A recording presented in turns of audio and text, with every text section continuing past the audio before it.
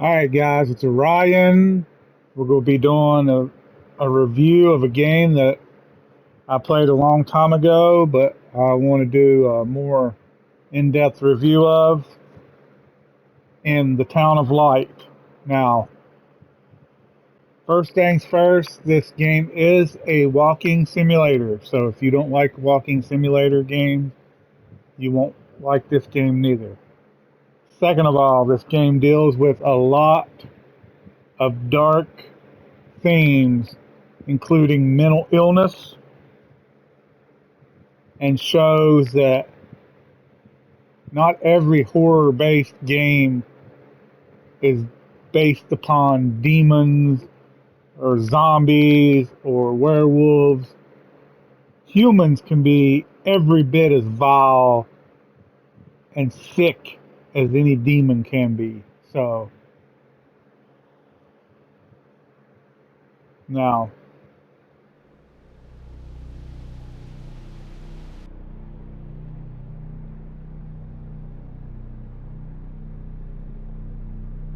like I say, it does have a lot of dark themes to it, and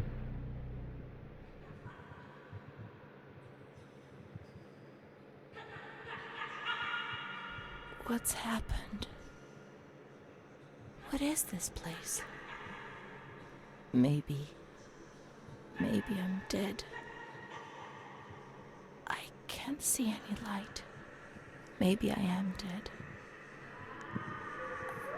I can't get up. What's going on? What's happening to me? There's no one here, but these noises.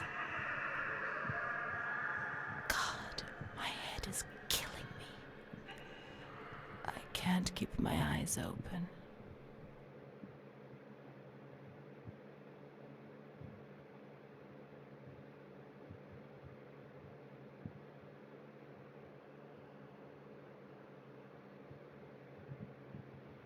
once again, if you're looking for easy platinum, this game is an easy platinum.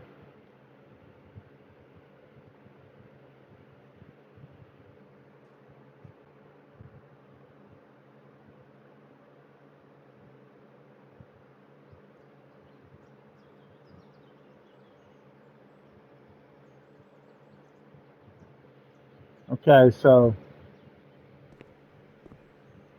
we're going to start off with graphics because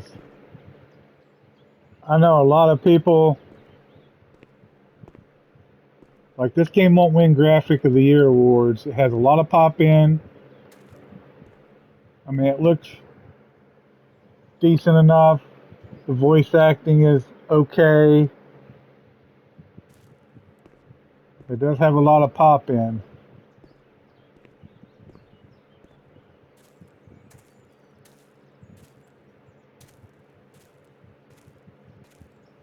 Also, it's slow bass, so like I say, if you don't like walking simulators, or basically if you're not into games just basically all about narrative, see, got some pop in there. Detail gets, you get back, and then as you get closer, the detail gets a little better. So lots of pop in.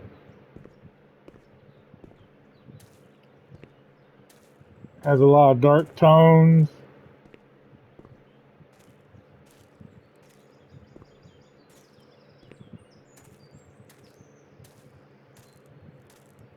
I just want to show it off a little better. I am recording this video in 4K, so this game obviously does not run in 4K, so it will just be upscaled. See, look at the detail on the pots on the bottom. Right now, very generic. They have no detail, no depth. You get closer, look, detail. That's what I'm talking about with pop in. See, it does it on those over there too. So yeah, I mean, if I had to go through like Digital Foundry and just pick it apart for the graphics, but I play games for story. And while this one does not have the best writing and the best story. It's got an engaging story that makes one think about how sick human beings can be. Like, it's not just demons and stuff in games. Humans are vile too. Not all, obviously, but some can be as sick as any demon ever thought about being.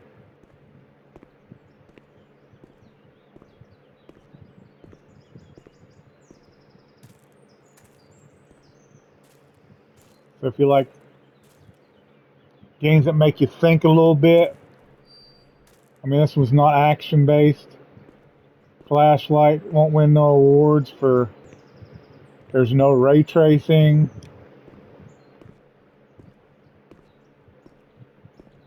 A lot of the textures are just very basic. See this wall, very basic textures.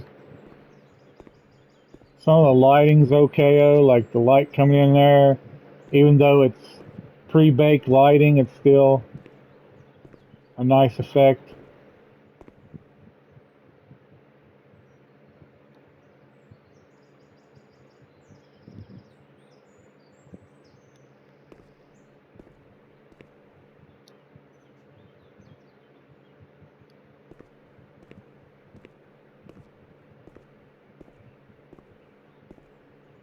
Being that this game is based on real events, it makes it all the more haunting.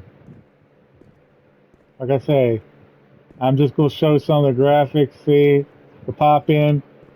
I'm not here to make it seem like this game is the most perfectly created game ever made.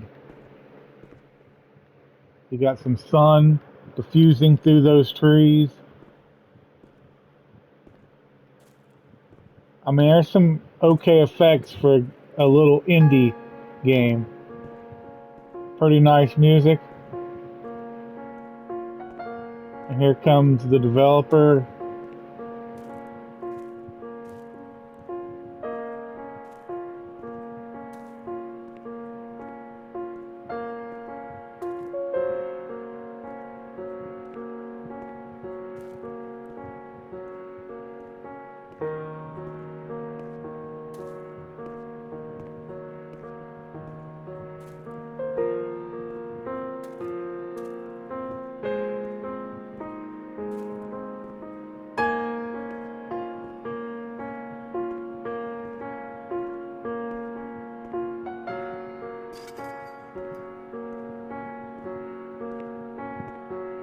I do like the way the building's made.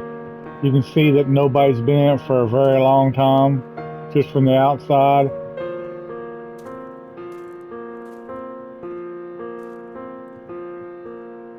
This place. Time. Memory.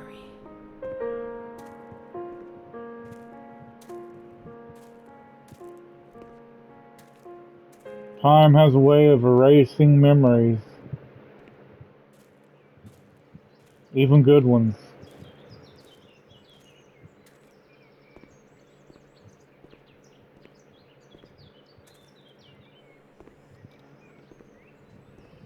Okay, the interior has looks like dust particles in the air, which would convey the feeling of nobody been in there for a very long time, which is cool.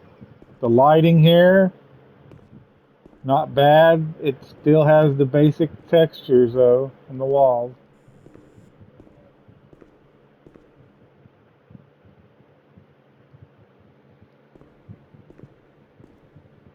Obviously that light is pre-baked,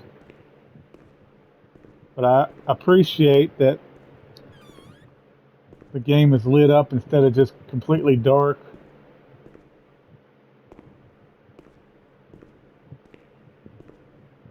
Darkness in games they can create a good atmosphere, but if you really can't see where you're going, they become more of an annoyance than they do adding the tension. The only thing I remember clearly is Charlotte, my doll.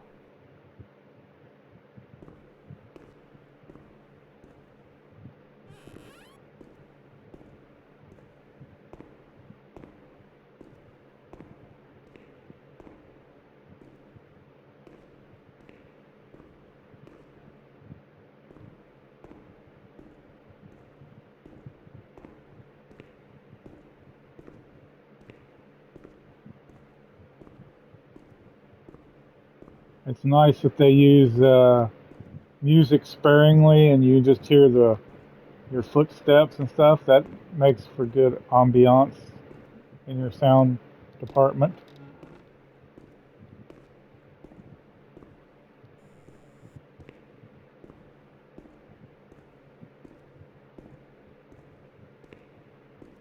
Once again, very basic textures on these walls. I mean, I try to judge games based on budget and or the developer and the team. So when you're a small indie, I tend to let some more things slide for an indie developer because there are some incredible indie games. Like What Remains of Edith Finch is one of the best indie games ever made. One of the best games, in my opinion, that was made, whether it was indie or otherwise.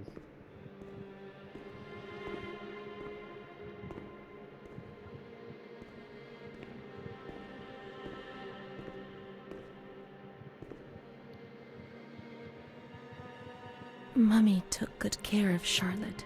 She tucked her in, hugged her, gave her cuddles and kisses. She was very affectionate and loving. Nothing bad happened to Charlotte, and that surprised me. I didn't understand. At first, I was quite scared. I was afraid that she wanted to hurt me. I lived in constant fear that Mom would abandon her. Because I didn't deserve to live. I didn't deserve to be loved.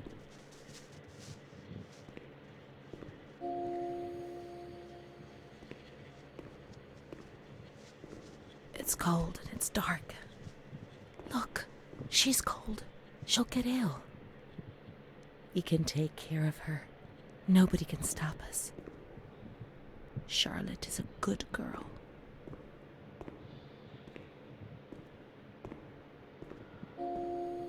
Lots of loneliness and sadness in those lines. And while it may not be the best voice acting, it was delivered well because when you're in pain, pain's just not physical pain. Emotional trauma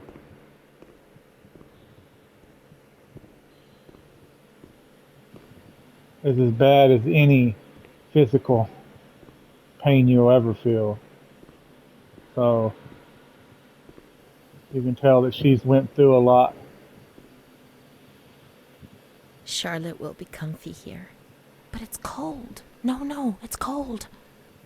Don't shiver, Charlotte. The cold will go away. It'll go away. It is a creepy looking doll, I ain't gonna lie.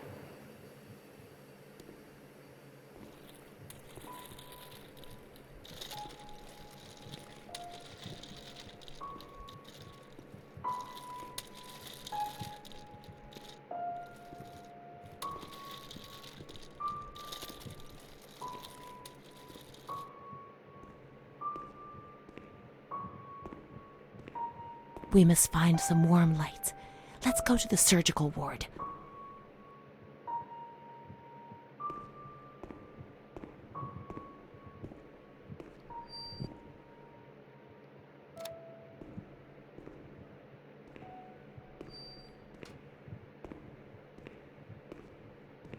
So yeah, I mean, like I say, this game is not going to be for everybody. Nor is it going to be a game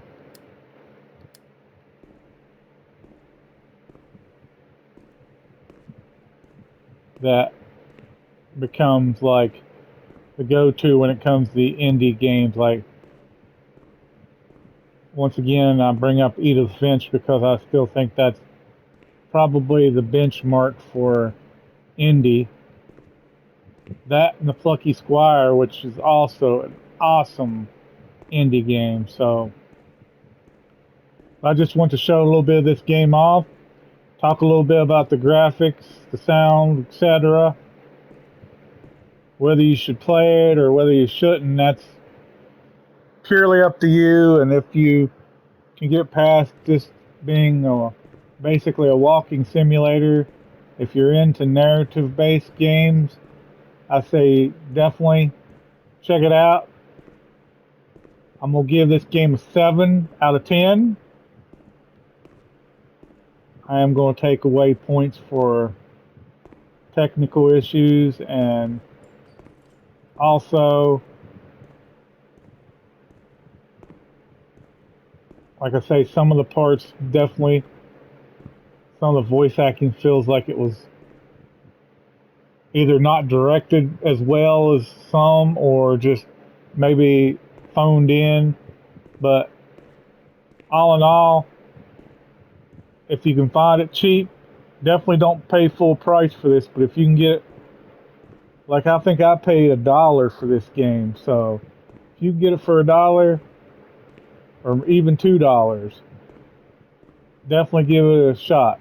So, alright guys, it's Orion,